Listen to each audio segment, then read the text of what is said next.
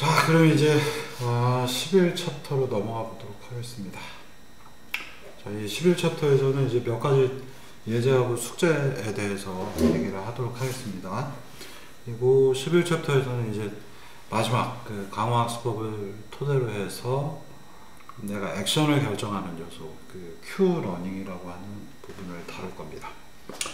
그래서 이제 Q러닝은 아마 다음 주쯤에 배우게 될 것 같고, 이번 주는 이제 강화학습법의 좀 몇 가지 예를 가지고 숙제랑 얘기를 드리도록 하겠습니다. 자, 그래서 5번에서는 이제 예제고요. 우리가 이제 1차원 문제만 주로 다뤘었는데 2차원 또는 3차원 다 상관이 없습니다. 그래서 2차원 쪽 문제들을 다뤄보겠고요. 아주 전형적인 그 길찾기 문제 같은 거예요. 그래서 여기 1, 2 지점에서부터 시작해서 마지막 여기 갔더니 10에 갔더니 이쪽이 여기가 이제 시작 지점 이니셜 포지션이 되겠고요. 여기 가면 터미널이 되겠습니다. 그래서 이 공간을 막 왔다 갔다 하다가 뚫고 나가지는 못하고 바깥에는 못 나가고 여기에서 나가려고 하면 제자리에 멈춰 있다가 다시 안쪽으로 들어가서 계속 돌아다니다가 랜덤하게 돌아다니니까 칸이 100개인지 91개인지 돌아다니다 보면 여기 딱 도착하면 이 자리에서 리워드를 얻고 터미널에서 종료가 되는 이런 문제. 자, 이렇게 2차원 문제로 확장을 해서 풀어보게 되면 이제 어떤 일이 벌어질지 한번 논의해 보도록 하겠습니다. 그래서 2차원으로 우리가 문제를 확장해 보는 거고요. 그래서 MC L10 11로 할까요? 11도 낫겠다. M11하고 이거 되게 다 바꿔야 되는데 다 11번으로 해보십시다. 그래야 안 헷갈리니까요. 어차피 10번은 넘어가서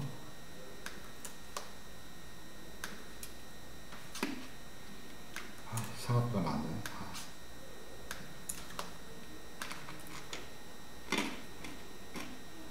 네, 됐습니다. 자, 그럼 이 2차원으로 바뀌게 되면 여러분들이 이 안에서 이미 살짝 보셨겠지만 이 녀석들의 움직임이 이제 완전히 다른 형태의 커브들을 보여주게 되겠고요. 동서남북, 북쪽, 동쪽, 서쪽, 남쪽 이렇게 4개의 방향으로만 움직이겠습니다. 그래서 삐뚤어 가는 건 안 되냐? 그럼 삐뚤어 가는 건 또 원하시는 분은 삐뚤어 가게 해도 좋겠고요. 여기 이제 에이전트가 있는데 위로 가면 노스 북쪽이고요. 이쪽으로 가면 동쪽, 이쪽으로 가면 서쪽. 한 칸씩만 이동을 하고요. 이렇게 4방을 뉴스 동서남북으로 움직이는 모델입니다. 그래서 북쪽으로 간다라고 하면 위로 올라가니까 y 값은 하나가 증가할 거고요. 남쪽으로 가면 y 값이 하나가 깎이고 동쪽으로 가면 x가 증가, 서쪽으로 가면 x가 1보다 작습니다. 그래서 초기 위치는 1,1좌표 골, 여기를 터미널로 일단 우리가 잡았어요. 터미널이자 여기에서 리워드를 얻는 골로 했습니다. 그래서 여기서 무언가 리워드를 얻는다라고 정의를 할 거고요. 그래서 시작 지점이 1, 끝나는 지점이 10좌표, 그 다음에 리워드가 골에서 얻게 되면 플러스 2를 얻는 문제예요. 그리고 나머지는 다 0이에요. 여기 열심히 돌아다니는데 아무것도 보상이 없다가 끝에 가면 2를 받는데 여기서부터 여기까지 최단 거리는 뭔가 동서남북으로밖에 못 움직이니까 이렇게 지그지그 해서 가면 끝단이 나오는 이거를 우리가 머신러닝 기법으로 강화학습법으로 풀어보도록 하겠습니다. 자, 이제 랜덤 워크를 시작을 할 거고요. 랜덤하게 이제 동서남북 4개 중에 하나를 주사위를 던져갖고 0 아니면 1 아니면 2 아니면 3 해서 여기를 왔다 갔다 하고요. 조심해야 되는 건 이제 테두리를 넘어가면 안 되기 때문에 왼쪽으로 1보다 작아지면 제자리, 오른쪽으로 10보다 커지면 10, 위로도 10보다 커지면 10, 밑으로도 1보다 작아지면 1, 이렇게 값을 유지하는 형태로 프로그램을 짜서 테스트 해 보겠습니다. 자, 에이전트가 오른쪽으로 가서 이렇게 한 칸 가고요. 위로 가서 한 칸 가는, 계속 가고 이렇게 디다. 이제 뭔가 제일 좋은 방법은 아마 이쪽에 가는 건데, 이렇게 대각선으로 갈 수는 없으니 동서남북이라 아마 이렇게 막 움직이다가 여기까지 가는, 그리고 이쪽이 스테이트 밸류 펑션 expected return이 제일 높고, 여기 처음부터 끝까지 사이에 어떤 분포가 이루어지는지 한번 확인해 보도록 하겠습니다. 자, 해보시면은 예상하신 것처럼 이 끝단이 굉장히 높고요. 10좌표가 높고 시작 지점 11까지는 굉장히 낮습니다. 근데 여러분들이 이게 이제 결론이에요. 네, 이런 식으로 얻게 되는데, 우리가 이걸 보고는 어디로 가면은 expected return이 높을까? 여기서 보면 이쪽이나 이쪽은 아니겠고 이쪽 방향이겠죠. 그래서 이렇게 올라가게 되면 최종적으로 리워드를 제일 많이 얻을 수 있다라는 결론입니다.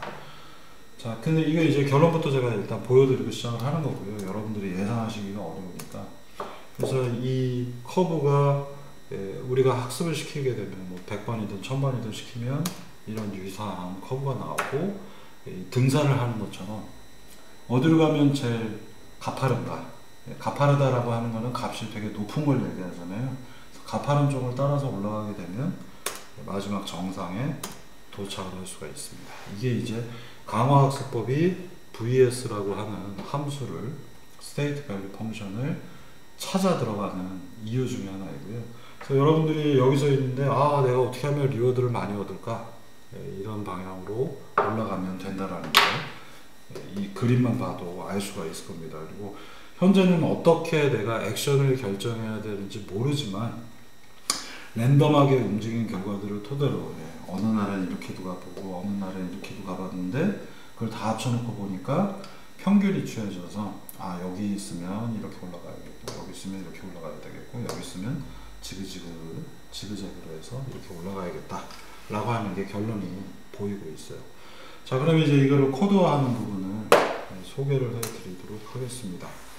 자, L11번 MC, 이건 몬테카를로 쓰는 거고요. 이제 여기서는 아까는 공간이 1차원이었는데 이제는 2차원이기 때문에 V 함수는 1, 2 해서 쫙 총 10 곱하기 10 행과 열이 10개인 행렬을 만들어야 되겠죠. 그래서 V 함수를 지금 보시면은 N은 10인데 V는 10 by 10 해서 10 by 10짜리 행렬이 만들어져 있어요. 그래서 이 행렬은 이렇게 시작을 하니까 여기가 1, 2좌표잖아요. 행렬이니까 행이 1이고 열이 1이기 때문에 여기에 있는 것이 바로 V11을 뜻하겠고, 이 끝에 있는 것이 V10에 해당하는 부분, 우리 골 터미널이 되겠습니다. 알파 값은 0.0을 썼고요. 몬테카를로이기 때문에 H는 어레이 해서 일단 빈 행렬을 하나 만들어 놨고요. 액션 부분도 뭔가 어레이 2로 지금 잡아놨고요. 그 다음에 스테이트는 뭔가 다 빈 것들 아무거나 일단 이렇게 만들어 놨습니다. 자, 스테이트가 두 개 있는 이유는 X하고 Y를 표현해야 되기 때문에 X도 저장해야 되고 Y도 저장해야 돼서 S는 이렇게 표현을 해놨습니다. 자, 어레이는 좀 이상한데요? 어레이는 두 개가 아마 X 값 하나, Y 값 하나, 내가 현재 여기 있는데 이렇게 네 개이지만 X 값이 증가하느냐, X 값이 감소하느냐 하나 쓰겠고요. Y 값이 증가하느냐, Y 값이 감소하느냐가 또 하나 들어가서 A는 X하고 Y에 얼마만큼 더해지는가, 즉 플러스 DX, DY에 해당하는 델타겠죠. 정확하게 미분이 아니니까 델타 X, 델타 Y만을 모아놓은 것이 바로 A라고 하는 행렬이 되겠습니다. 자, 그러면 히스토리는 어떻게 모으느냐? 히스토리는 지금 비어있는 어레이잖아요. 행렬이잖아요. 그래서 이 녀석을 처음에 1, 2좌표가 값이 들어갈 것이고 뭐 1, 2 같다, 2 같다 점점점 하다가 마지막에 10, 10이 들어가면 그걸 저장하는, 이걸 쫙 이렇게 저장해서 행은 두 개, 열은 개수가 가변적으로 늘어나는 형태로 문제를 잡아보겠습니다. 그래서 여기가 1, 2좌표, 여기는 11좌표, 10좌표, 1, 10좌표예요. 여기까지가 이제 기본적인 모델링이 되겠고요. 몬테카를로를 업데이트하는 부분 보시면 되겠습니다. 아마 요거는 이제 틀렸죠. 이제 렉처 7이 아니라 바로 전 10번 있고 페이지 넘버도 틀렸는데요.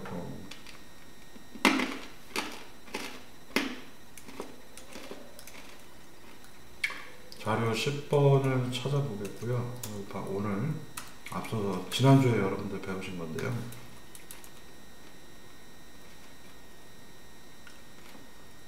올해는 자료가 좀 추가가 자꾸 되고 있기 때문에 여러분들이 좀 혼란스러울 수 있어요. 22페이지네요. 22페이지 PP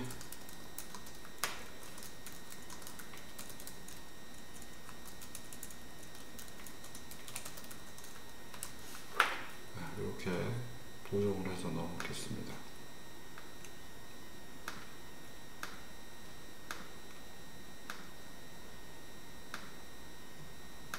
됐죠? 네. 네, 이렇게. 아이고.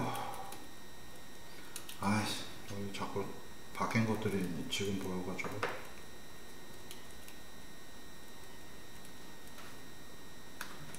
예. 여기다 이렇게 붙여놓겠습니다. 자, 그러면 이제 이 몬테카를로 업데이트는 기존에 했던 거하고 똑같고요. 히스토리를 모으는 과정 한번, 그 다음에 히스토리를 업데이트하는 과정 필요합니다. 그래서 히스토리는 H라고 하는 곳에 모아놨고요. 그러면 아까 얘기 드린 대로 히스토리는 이게 뭔가 XY 좌표가 이렇게 추가가, 여기 Y고, 그 다음에 뭔가 X2, Y2가 이렇게 들어가서 마지막 X N개, Y N개가 들어가는 구조예요. H 매트릭스의 컬럼, 행을 알고 싶으면 컬럼이니까 C라고 하는 값을 뽑아오면 총 여기 첫 번째부터 시작해서 끝까지의 개수, 컬럼 개수 C가 여기 사용이 되고 있고요.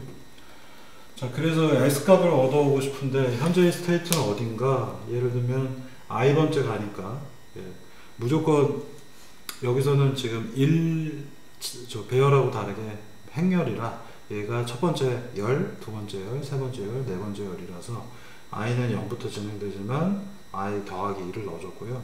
모든 행에 대한 것들을 쓰기 위해서 세미콜론 썼습니다. 매트랩하고 용례가 똑같아요. 그래서 여기 있는 거를 꺼내서 s라는 것을 저장한 다음에 얘네들은 현재 플로트라서 인티저로 바꿔주고 있습니다. 그래서 s11은 요게 이거 하나를 떼어가지고 여기 S에다 저장했기 때문에 S는 예를 들면 XY가 되겠죠. 그러면 S의 첫 번째 값, X 값을 구하려면 1, Y 값을 구하려면 2, 그리고 인티저 붙여서 진짜 이제 정수인 XY를 구해냈습니다.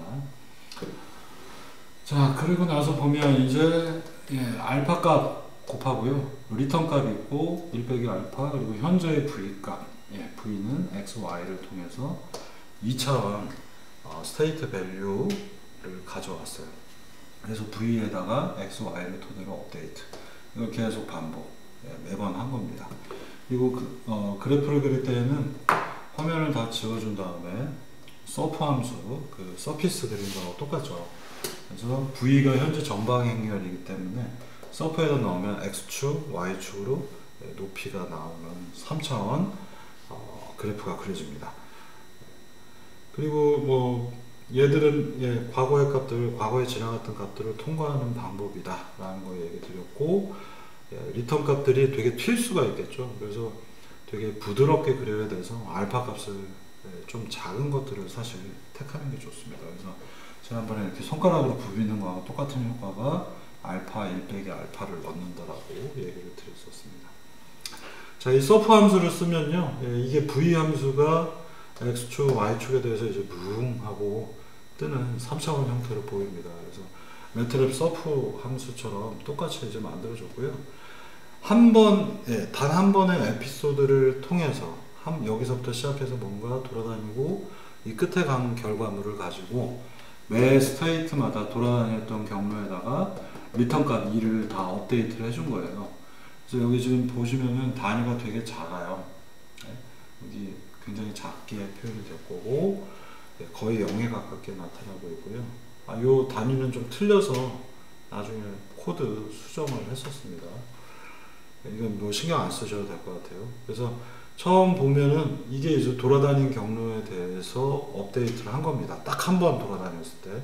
그래서 지금 보시면 여기가 1이고 나머지 값들은 뭔가 그래도 좀 올라가 있는 상태이고요. 50번 에피소드 돌렸더니 막 출렁출렁하죠. 그래서 시작 지점이 굉장히 높게 나오고 나머지가 적은데 왜 이럴까요? 처음 시작하는 데가 사실 값이 제일 작아야 될 거라고 생각하지만 아직은 에피소드 학습을 여러 번 하지 않았기 때문에 많이 간 데는 값들이 V는 알파 V 더하기 1 빼기 알파 R을 했기 때문에 요 단 한 번의 스텝이지만 같은 데를 또 같은 애들은 어떻게 돼요? 값들이 1이라고 하는 값이 조금 더 많이 업데이트가 됐기 때문에 값이 좀 부응하고 떠 있고요.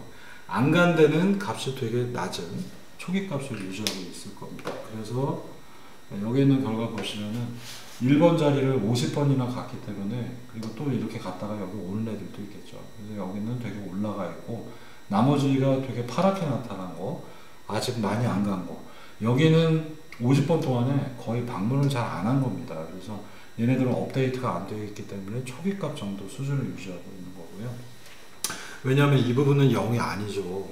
내가 이렇게 갔든 막 돌면서 갔든 마지막 리턴 값이 초기에 지나갔던 위치에 이 부분에 업데이트가 되어 있기 때문에 여기 현재 처음 이 중간 단계에서 보시면 여기 0이 아닌 상태입니다. 자, 그리고 나서 이걸 더 많이 돌렸더니요 200번 정도 돌렸더니 이제 여기 조금 낮아지고 있고요. 군데군데 파란 데는 여전히 많은 방문을 안 한 겁니다. 그래서 울퉁불퉁하죠. 그리고 여기 끝부분만 계속해서 1이라고 하는 값들이 들어가기 때문에 되게 높게 나타나고 있습니다. 그래서 이 결과를 보시면 어떤 느낌이 들어요? 망했는데? 여기는 처음에 한 번만 했을 때가 차라리 좀 비슷하고 여기는 완전히 여긴 틀렸죠. 여기도 되게 낮게 나왔기 때문에 안 좋아요. 200번 가지고는 이 결과가 믿을 수 있는 결과가 아니라는 얘기가 되겠습니다. 그래서 조금 더 뒤에서 이제 많이 돌려볼 거고요. 없네? MC는 제가 많이 안 돌렸네요. 그래서 MC의 경우에 조금 더 여러분들이 200번 정도가 아니라 2000번, 3000번 돌리셔야 되고 알파 값을 조금 더 작게 뭐 0.001 정도로 작게 하시면은 그래도 좀 부드러운 패턴들이 나타납니다. 2차원이다 보니 1차원인 경우에는 그래도 한 몇백 번, 1000번 정도 하면은 거의 직선이 비슷하게 나오는데 이게 2차원이기 때문에 더 돌아다녀야 되는 것들이 되게 균일하지 않게 분포가 되겠죠. 그래서 대부분 지금 조금 하늘색으로 보여지는 데들은 방문을 꽤 좀 한 편인데 파란 부분들은 방문이 되게 적었기 때문에 아직까지 이게 이렇게 분포가 되려고 그러면 멀었습니다. 그래서 몇천 번 정도 더 하셔야 될 것 같고요. 이게 이제 L11MC가 되겠고요. 자, 11TD, L11TD, 이제 TD를 쓰는 경우입니다. 이것도 앞서 설명드린 거하고 똑같은데 단자 하나가 더 추가된 게 있다면 S0, 올드 값이 필요하죠. 아까 얘기 드린 대로 여기 있네. 이 녀석이 올드 값이고 얘도 올드 값, 그리고 이게 현재 new 값.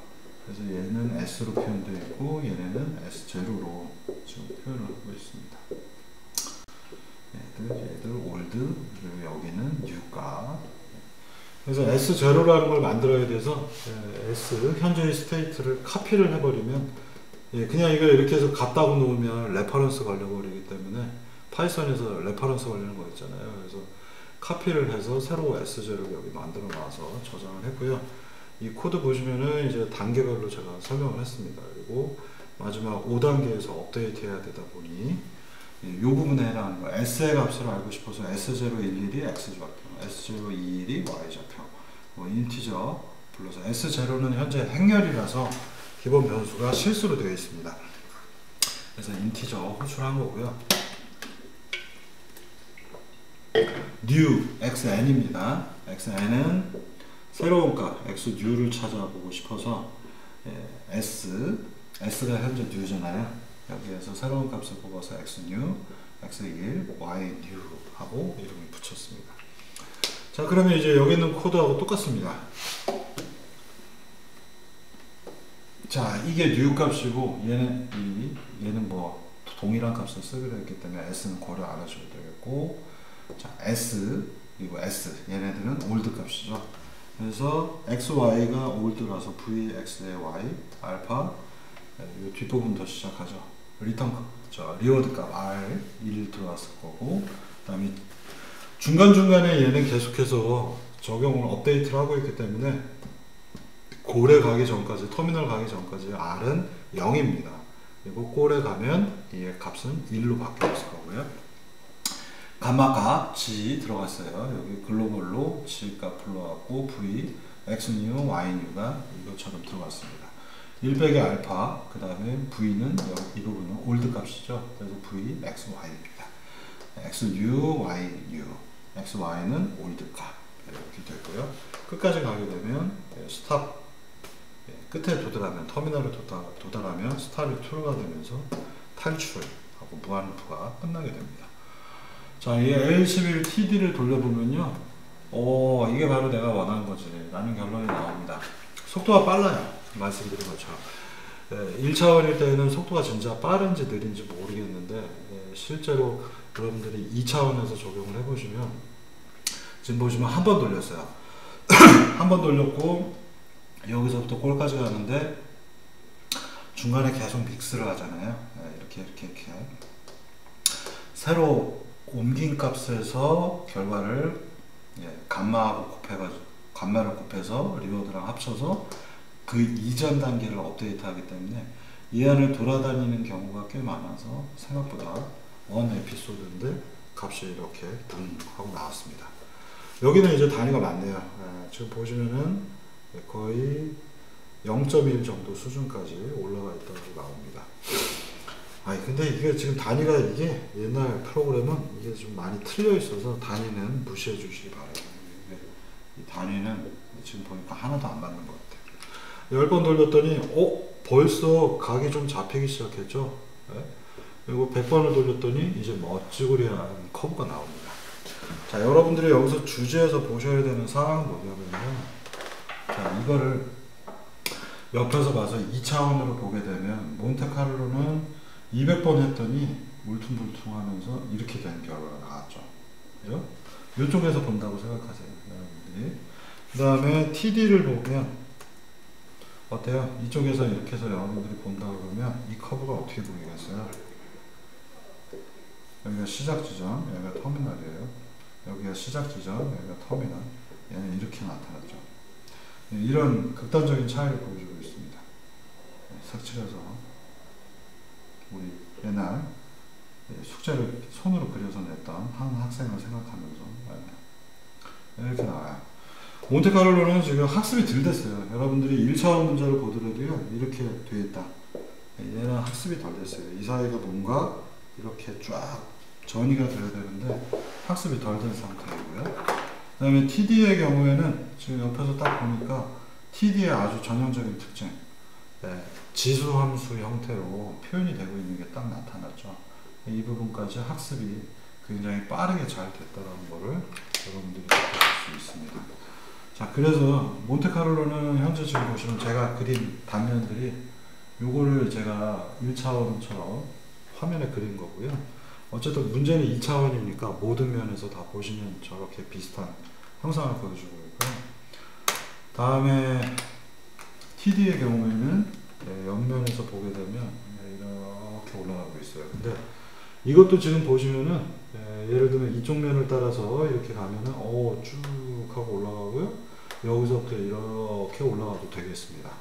이렇게 완만하게 올라간 다음에 여기도 그대로 올라가는 커브라서 이렇게 가도 되겠고요. 또는 여기서 이렇게 간 다음에 이렇게 올라가도 되겠죠. 근데 이 끝단을 보니 이 부분이 조금 저쪽 면으로 떨어져 있죠. 이 구석탱이에 많이 가지가 않아 가지고 저 구석탱이는 현재 학습이 덜 되어 있습니다. 여기는 지금 꽤 그래도 여기까지 갔기 때문에 그대로 올라가서 이렇게 갈 수 있는데 저 부분은 이미 넘어가 있죠. 언덕 밑으로 내려가고 있잖아요. 근데 언덕 밑으로 내려가 있는, 즉 학습이 덜 된 상태에서도 얘는 예를 들면 이쪽으로 가면 이렇게 간 다음에 저쪽으로 가면 expected return이 더 작아지기 때문에 더 작아지네? 그러면 더 높은 데는 어딜까? 여기도 지금 이렇게 온폭 파였기 때문에 미니멈이 나오죠. 여기까지도 안 갈 것 같고 아마 요쯤 가다가 이렇게 꺾여서 이런 식으로 올라갈 수 있는 궤적이 나오겠습니다. 100번 정도 했지만 이 구탱이 값들이 여기 양쪽 두 개가 생각보다 많이 방문을 안 했기 때문에 이 값들이 더 펴져야 되는데 덜 펴져 있어요. 그래서 아직 100번만 했지만 완전한 학습은 이루어져 있지 않습니다. 하지만 TD가 몬테카를로보다 속도가 좀 더 빠르게 쭉 하고 펴지는 장면을 여러분들이 보실 수가 있겠습니다. 자, 그러면 왜 TD가 MC보다 빠른가? 라고 하는 질문을 한번 던져볼게요. 여러분들이 이 예제는 만들어져 있기 때문에 돌려보시면은 아마 요게 둘 다 옆에다 제가 안 써놨는데 몬테카를로 예제입니다. 두 개 다. 제가 써놓을게요. MC 얘가 한 200번 한 거고요. 얘가 조금 더 많은 횟수를 돌린 겁니다. 그래서 몬테카를로를 돌려보시면은 몬테카를로가 조금 더 많은 학습이 필요해요. 그러니까 에피소드를 이니셜에서 시작해서 골까지 가면 한 에피소드가 끝나는데 좀 더 많은 에피소드에 대해서 학습을 해보시면은 몬테카를로는 이렇게 처음에 좀 거지같이 나오는데 알파 값이 좀 커요. 왜냐하면 지금 2차원이기 때문에 더 많이 돌아다녀야 돼서 최근의 값들의 영향력을 줄이려면 알파 값이 조금 더 작은 게 좋습니다. 그러면 알파 값을 작게 해서 돌려보니까 그래도 이제 좀 우리가 원하는 형태대로 펴지고 있고요. 여긴 낮고 여긴 높게요.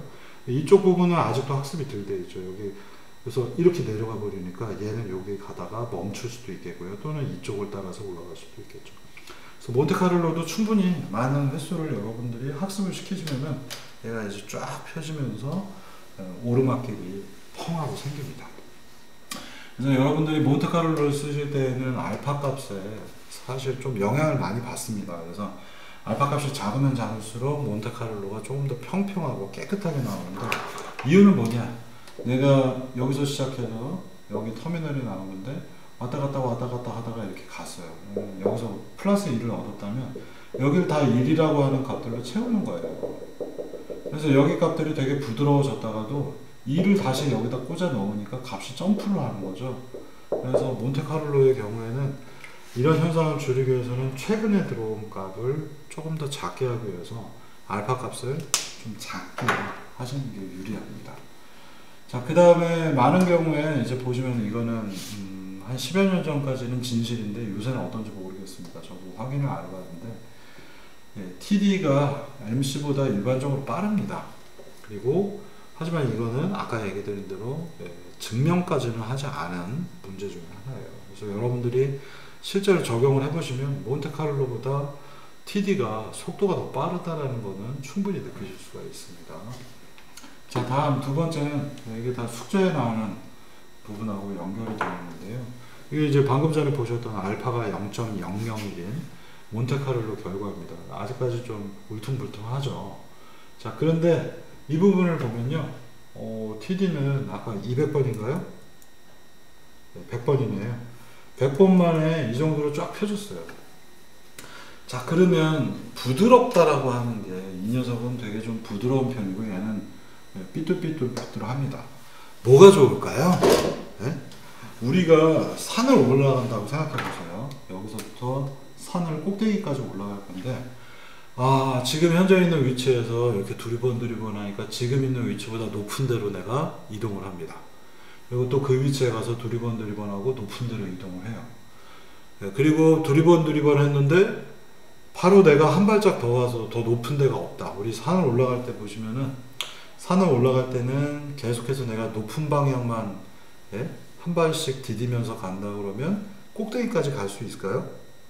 이런 문제를 제가 얘기하는 겁니다.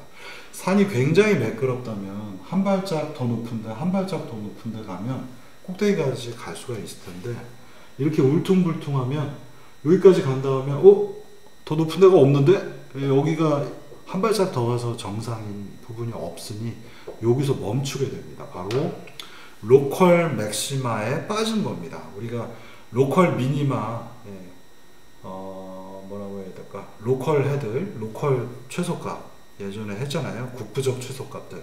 거기에 빠져가지고 뉴럴 네트워크도 더 이상 학습이 안 되는 경우가 생기는데, 뉴럴 네트워크 마찬가지예요. 내가 이렇게 따라 들어가는데 이 주변에서 더 이상 높은 게 없으면 내가 한 발짝 더 움직여서 여기까지 갈 수 있는 토대가 생기지 않습니다. 자, 그래서 이 강화학습법은요, 이게 좀 매끄럽게 펼쳐져야 되는데, 몬테카를로는 알파 값의 영향을 많이 받다 보니까 알파에 의해서 리턴 값들이 계속 업데이트가 되니, 여기는 리턴 값들이 자동으로 막 웨이트가 돼서 삭제가 되잖아요. 그리고 매 스텝마다 믹싱을 하니까 여기서 여기 이렇게 색깔 칠을 하면서 이렇게 하면서 올라가니까, 여기 처음에 빨간색이고 여기 파란색이었는데 이렇게 하니까 파란색이 번져나갈 거 아니에요. 아까 이 파란색보다는 조금 더 색깔이 밝아졌겠죠. 여기는 아예 진한 파란색인데 여기는 좀 흐려졌겠죠.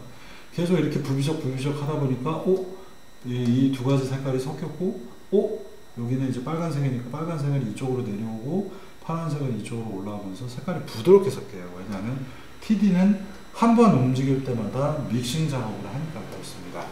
근데 몬테카를로의 경우에는 움직인 다음에 끝에 있는 값들을 나머지에다 다 뿌려주는 거죠. 내가 지나왔던 궤적에 대해서. 그렇기 때문에 갑자기 어떻게 파악하고 1이라고 하는 값으로 점프를 하니까 좀 울퉁불퉁해요.